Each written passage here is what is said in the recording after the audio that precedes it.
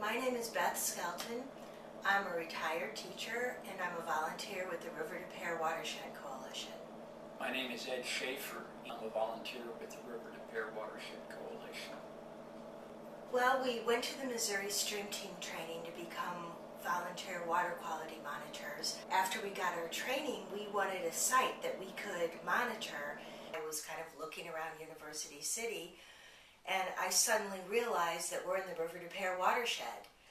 It's a real integral part of University City, but anybody you talk to about the river knows nothing about it. I ignored the river for a long time. I've been here since 1976, and it wasn't really until the training we received from Missouri Stream Teams that I started looking in a more organized fashion at what we had here. In fact, it is a natural stream.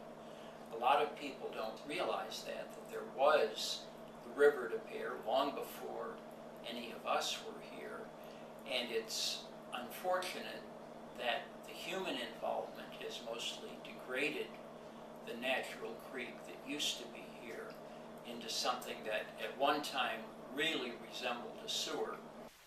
Well, when we first hooked up with the River to Pear Watershed Coalition, I noticed that there were problems that were way more terrible than I ever imagined. The sewage overflows and the pollution problems are really bad. Even worse than that, it's unimaginable that the River to Pear flooding could actually cause loss of life like it did just a few years ago. But also there was more good stuff and there was more hopeful things going on than I imagined. Ed has seen 4 different kinds of fish in the River to Pear. He's seen 5-inch long green sunfish, and we've seen them spawning and guarding nests and stuff like that right in the river. Crawdads, wood ducks with their babies, all kinds of birds and amphibians as well as the fish, and it just makes me think that with a little help, nature might be able to make a comeback. Once we got involved with the River to Pear Watershed Coalition, we saw there were so many other things that we could do. They do trash cleanups, they plant native plants alongside the stream, and we've helped with removing some of that honeysuckle that overgrows everything else and planting more biodiversity, some more interesting plants. We've learned things about our own backyard. When this house was built, all of our stormwater, all of our downspouts went right into the stormwater system. So we disconnected those and we've put in some rain barrels and we've run some of the water into our garden, so we need to water less. We're also keeping some of that water out of the creek. Any homeowner can try to keep as much water as possible in their own yard.